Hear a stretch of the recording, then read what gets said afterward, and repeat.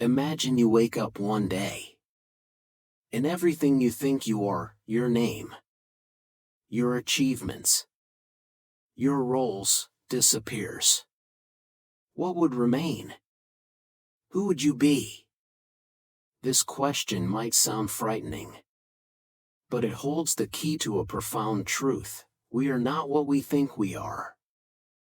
The Buddha taught that the self we cling to, our identity, our ego, is an illusion. It's like holding onto a shadow, believing it's real.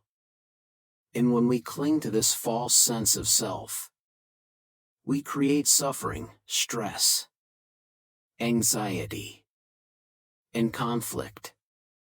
But there's a way out, a path to inner peace, true freedom, and boundless joy.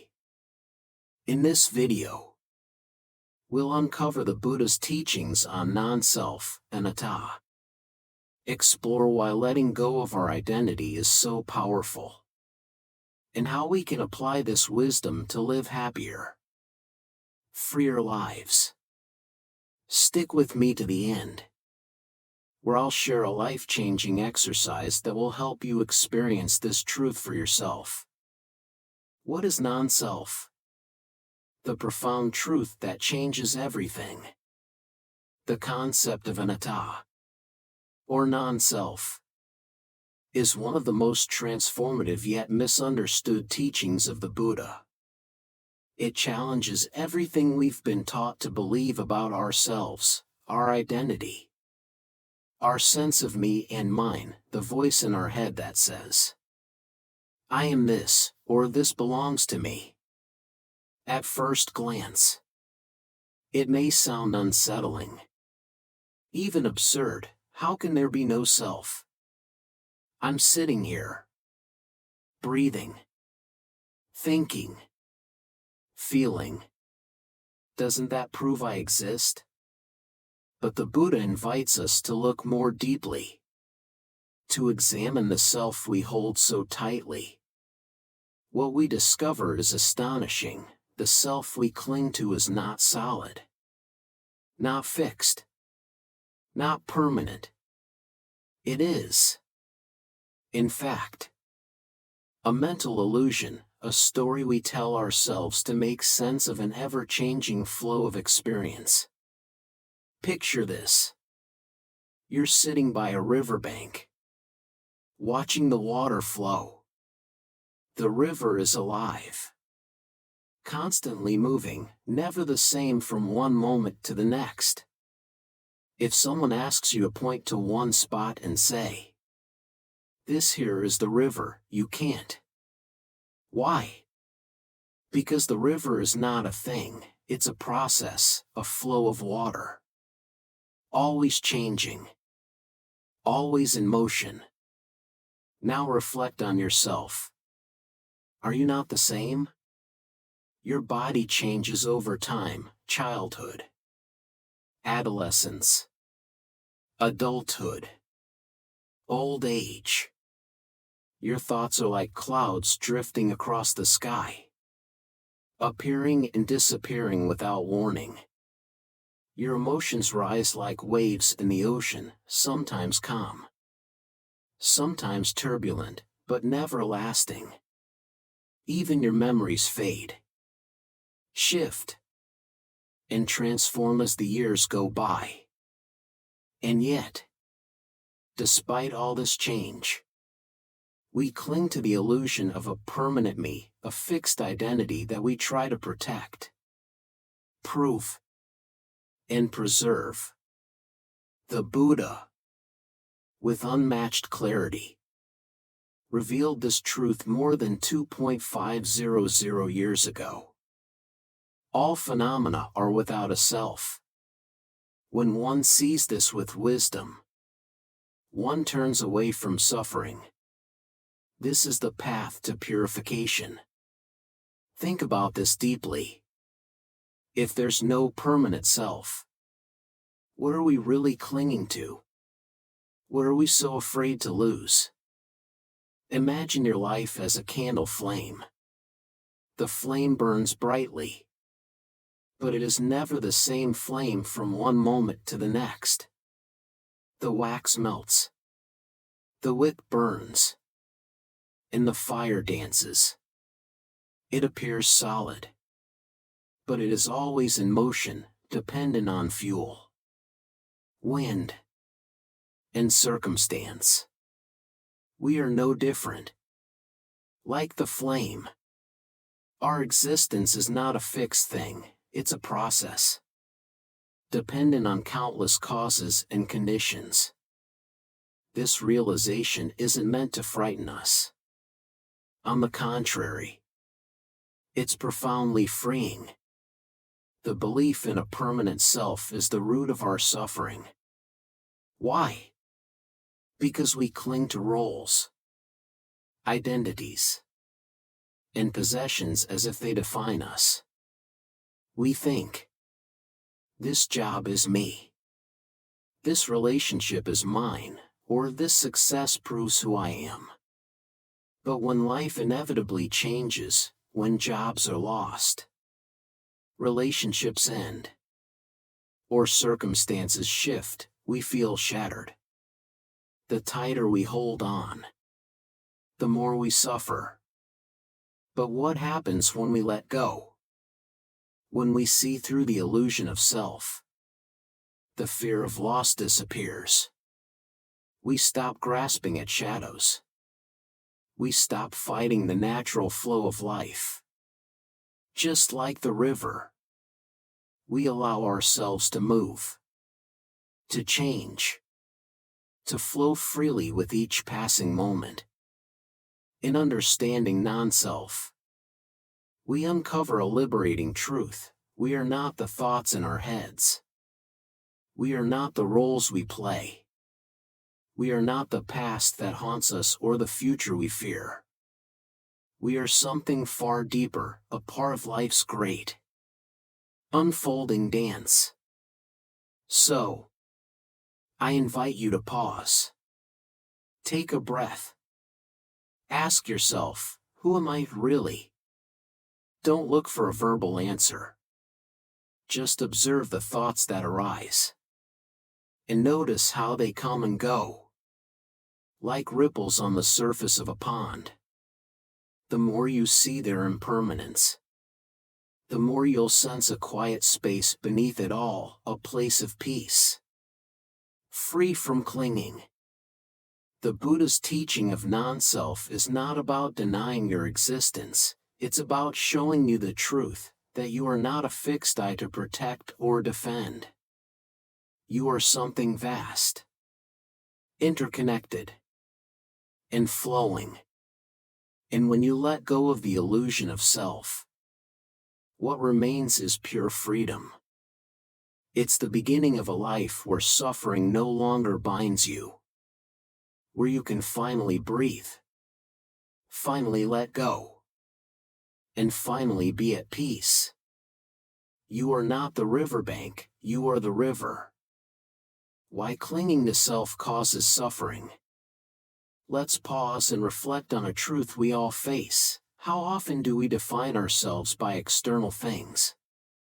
This job is who I am. This relationship gives me meaning. If I fail, I am worthless. These thoughts feel natural because we've been conditioned to believe them. We wrap our sense of self tightly around possessions, achievements, roles, and ideas.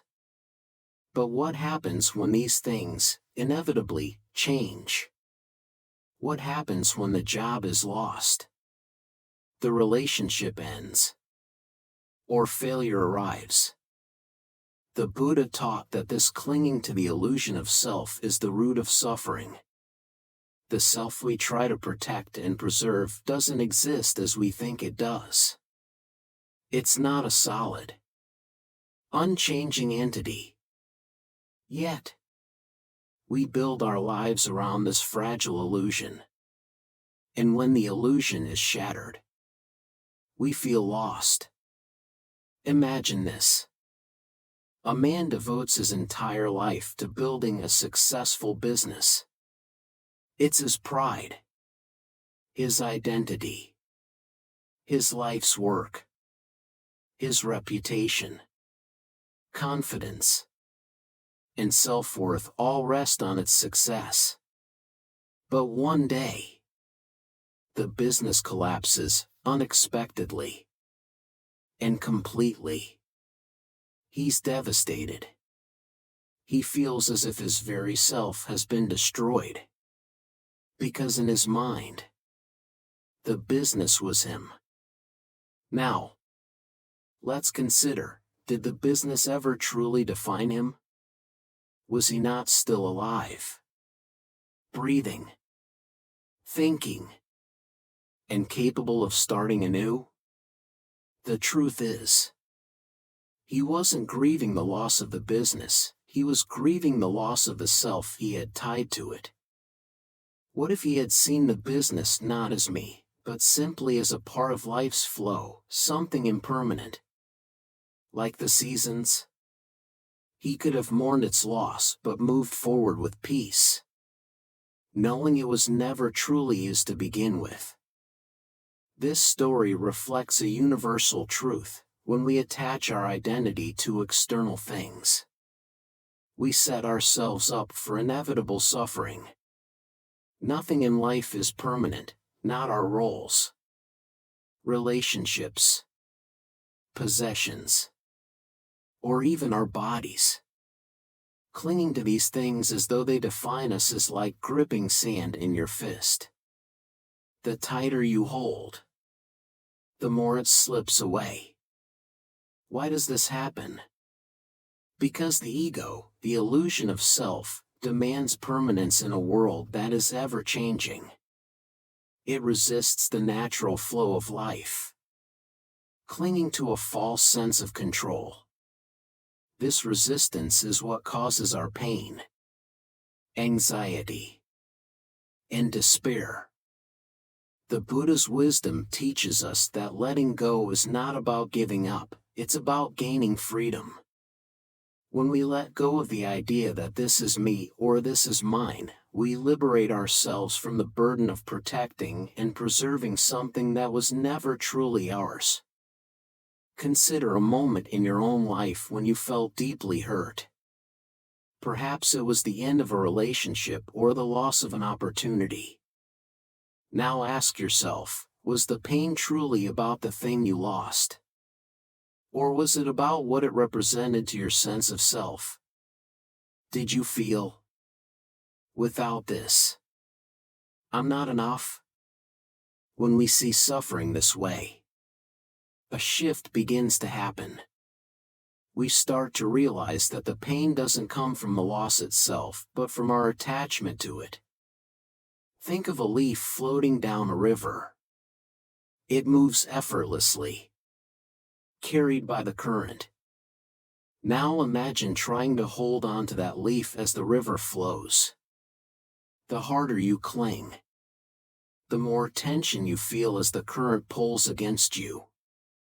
Life is the river, always moving, always changing.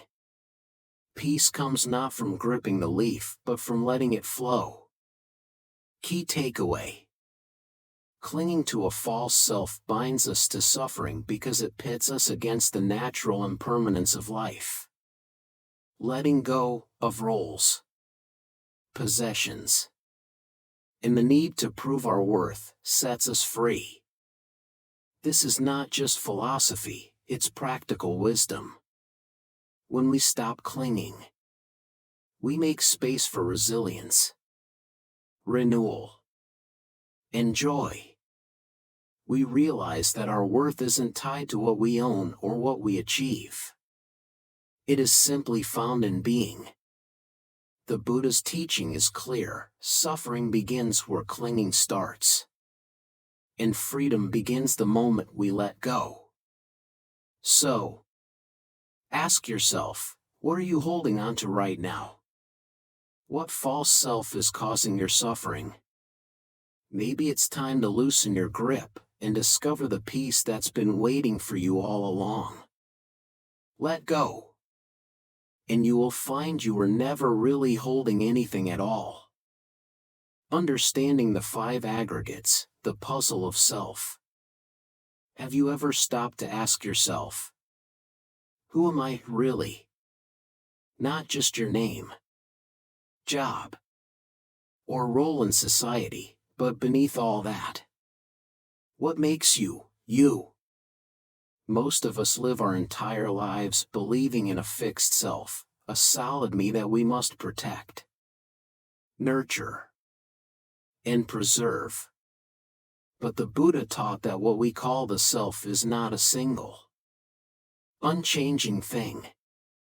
Instead, it's a dynamic combination of ever-shifting elements, what he referred to as the 5 aggregates, or khandhas.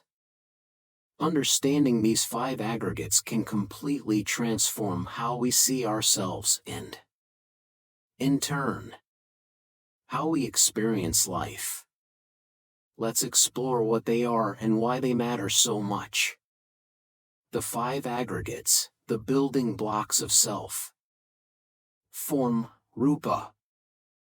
This is your physical body, your bones, muscles, skin, and organs. It's the material aspect of what we often think of as me. But the Buddha reminds us that this form is constantly changing. Every cell in your body is born, dies, and is replaced over time. Even your physical appearance evolves. From the innocence of childhood to the wrinkles of old age. Can something that changes so much truly be you? Feeling, Vedana. These are the sensations you experience, pleasant, unpleasant, or neutral. The warmth of the sun on your face. The sting of a harsh word. The dull boredom of waiting in line. These feelings arise in response to what you encounter in the world. But they're fleeting. A pleasant sensation quickly fades. And an unpleasant one passes too. If they're so temporary, can they define who you are? Perception, sama. Perception is how you interpret the world around you. When you see a rose, your mind labels it beautiful. When you hear a loud sound, you think alarm. Perception helps you navigate the world. But it's shaped by habits, culture, and conditioning. It's not fixed, it changes based on your experiences. If it's not constant, is it truly you? Mental formations, sankhara.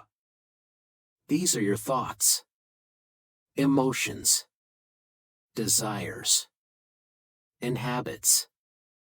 The stories you tell yourself, the beliefs you cling to, the anger or joy you feel, they all belong here. But think about it, have you ever been overwhelmed by a thought or emotion, only to realize later that it passed like a cloud in the sky? Mental formations come and go, constantly arising and dissolving. Can something so impermanent be who you are? Consciousness, via. Finally, consciousness is your awareness of the present moment, the experience of seeing, hearing, smelling, tasting, touching, and thinking. It's the backdrop to everything you perceive. But even this consciousness shifts. It's different when you're awake versus asleep. Calm versus stressed. If it fluctuates, can it be the unchanging that you believe in? A powerful metaphor, the self as a car. To understand the 5 aggregates, imagine a car. A car is made up of many parts, wheels, an engine, seats, and so on. None of these parts alone is the car. The car only exists when all these components come together temporarily. Even then, it's not permanent. Over time, the tires wear out. The engine breaks down. And the car is eventually discarded. Now, think of yourself in the same way. Your body, sensations, perceptions, thoughts, and consciousness come together temporarily to create what you call self. But none of these parts alone is truly you, and together, they are constantly changing. Like the car, you are a process, not a fixed entity. Why this matters, the freedom and understanding. At first, this teaching might feel unsettling. If there's no solid me, then what's left? But this is where the Buddha's wisdom shines. Understanding the five aggregates isn't about erasing your existence, it's about freeing you from the need to cling to something that was never solid to begin with. Think about it. If your body isn't you, why stress over every wrinkle or gray hair? If your feelings aren't you, why let a passing emotion ruin your day? If your thoughts aren't you, why cling to self-doubt or regret? When you see the impermanent nature of the five aggregates, you stop grasping at them as if they define your identity. Instead, you can step back, observe them, and let them flow like the current of a river. A transformative insight. The Buddha once said, body, feelings, perceptions, mental formations, and consciousness are not self. If they were self, they would not lead to affliction. This means that because these aggregates are not you, they're not under your control. You can't stop your body from aging, your feelings from shifting, or your thoughts from arising. But when you understand that they're not truly yours, you no longer have to suffer when they change. This insight leads to profound freedom. You begin to live with less fear, less attachment, and less struggle. You see yourself not as a fixed entity, but as part of the beautiful, ever-changing flow of life. The path forward. Take a moment to reflect, which of these aggregates do you cling to the most? Your physical appearance? Your emotions? Your thoughts? What would it feel like to loosen your grip? To see them for what they are, temporary, ever-changing processes? When you understand the five aggregates, you're not losing yourself, you're discovering the truth. You're not a static eye to protect or defend. You are something far greater, a dynamic, interconnected flow of life. And in that truth lies liberation. You are not the car, you are the journey. The fear of letting go. Many of us hold a deep fear when we hear about the concept of non-self. It's a fear rooted in uncertainty and the unknown. You might think, if there's no me, then who am I? What's the point of life? If I'm not here, does that mean nothing matters? This fear is natural. After all, our sense of self is something we've nurtured and protected our entire lives. It feels like the center of everything we do. Every decision we make. Every relationship we cherish. But let me ask you this, have you ever carried a heavy backpack for so long that you forgot it was there? At first, you accepted the weight as normal. It became part of you. But then, imagine finally setting it down. The relief, the lightness, the freedom, it's almost overwhelming. That's what letting go of self feels like. It's not a loss, it's liberation. The Buddha taught that the self is not a fixed, unchanging entity. It's a dynamic flow, thoughts, memories, desires, fears, constantly arising and passing away like ripples in a stream. Clinging to the illusion of a permanent me is like holding on to smoke. The tighter you grip, the more it slips through your fingers. Here's the truth: non-self doesn't mean nothing exists. It doesn't mean your life has no meaning. On the contrary, it means everything exists as part of an interconnected whole.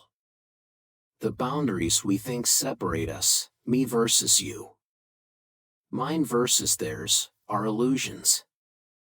And when we let go of those illusions, a deeper, richer truth emerges.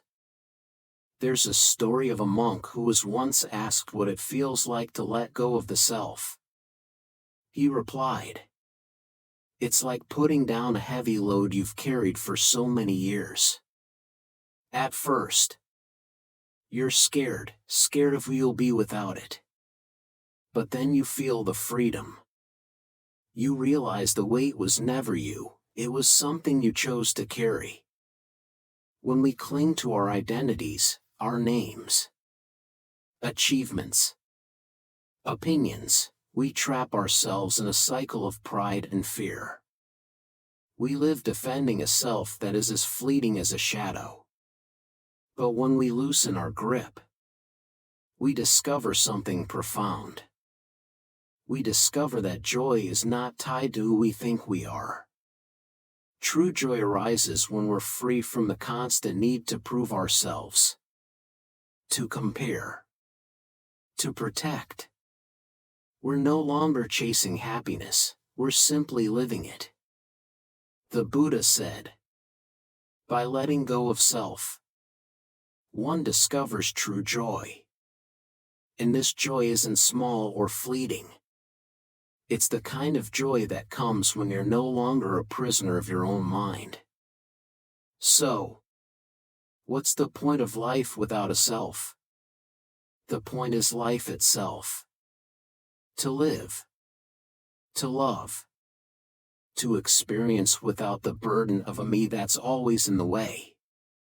Life becomes more vivid, more open, more interconnected. This isn't about denying your existence, it's about transforming how you see it. Imagine the peace of knowing you're not confined to a single identity. Imagine the freedom of living without fear of failure or rejection. Letting go of the self doesn't leave you with nothing. It leaves you with everything. And when you finally set down that heavy backpack, you'll wonder why you ever carried it for so long. The Buddha said, "By letting go of self, one discovers true joy." Applying non-self in daily life. The concept of non-self can feel profound and even overwhelming. But the beauty of this truth lies in its simplicity. It's not some abstract philosophy reserved for monks in mountain monasteries. It's a practice, a way of living, that can transform how we approach everyday challenges, relationships, and even our own minds. So, how do we bring this understanding into our lives? Let's explore 3 practical steps to experience the freedom of non-self in daily life. 1. Practice meditation, observing the flow of thoughts. Meditation is not about stopping your thoughts or forcing your mind to be silent. Instead, it's about observing. Sit quietly. Close your eyes. and simply watch your thoughts. Notice how they arise. Linger for a moment, and then fade away. Ask yourself this: if these thoughts are me, why don't I have control over them? Why do they come and go as they please? You'll soon see that your thoughts are like clouds drifting through the sky, temporary, ever-changing, and not a fixed part of who you are. This realization creates space between you and your thoughts. It's in this space that freedom begins. Meditation helps us step back from identifying with every passing worry, judgment, or desire. It's like watching a river flow instead of being swept away by its currents. 2. Let go of labels. You are more than a name. In daily life, we often define ourselves by labels. I'm a successful person.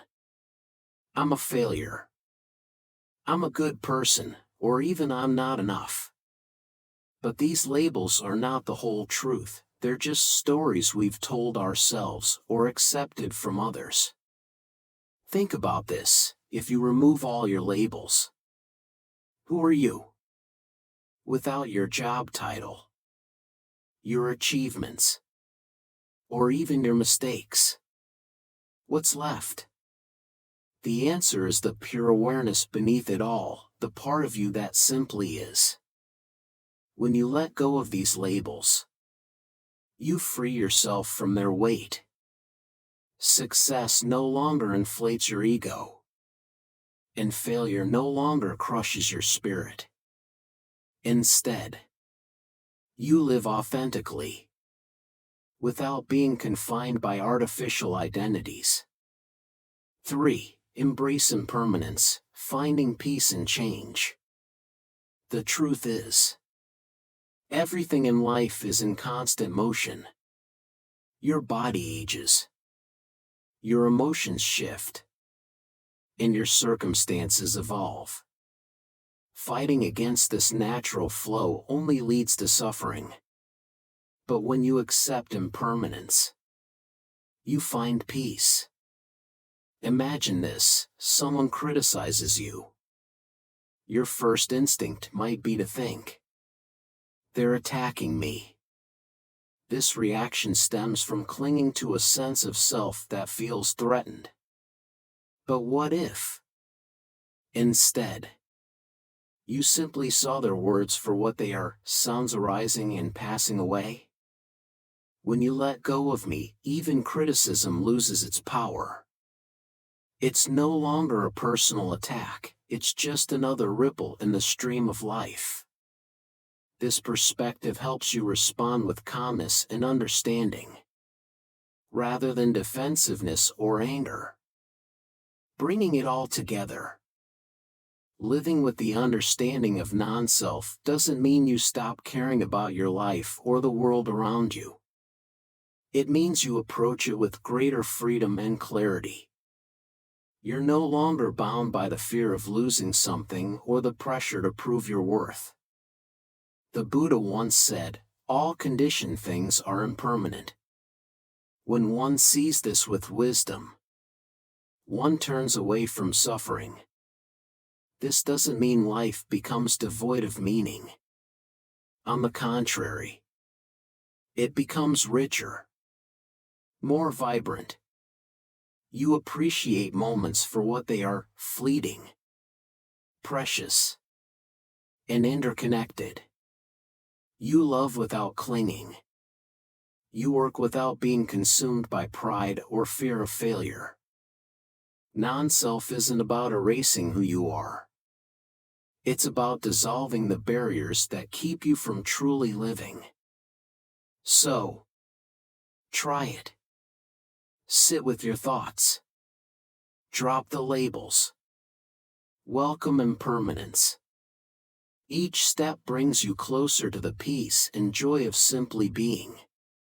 And in that space, you'll find a freedom you never imagined possible. The path to true freedom.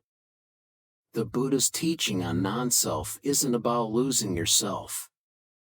It's about freeing yourself from fear, from suffering, from the endless need to cling and prove. Imagine the sky. Clouds come and go, but the sky remains untouched. Your true nature is like the sky, vast, free, and unaffected by the passing clouds of identity and ego. Take a moment today to observe your thoughts and let go of the idea that they define you. Remember, you are not the clouds, you are the sky. Share your reflections in the comments below. And if this teaching resonated with you, subscribe to Sacred Buddha Wisdom for more insights on finding true peace.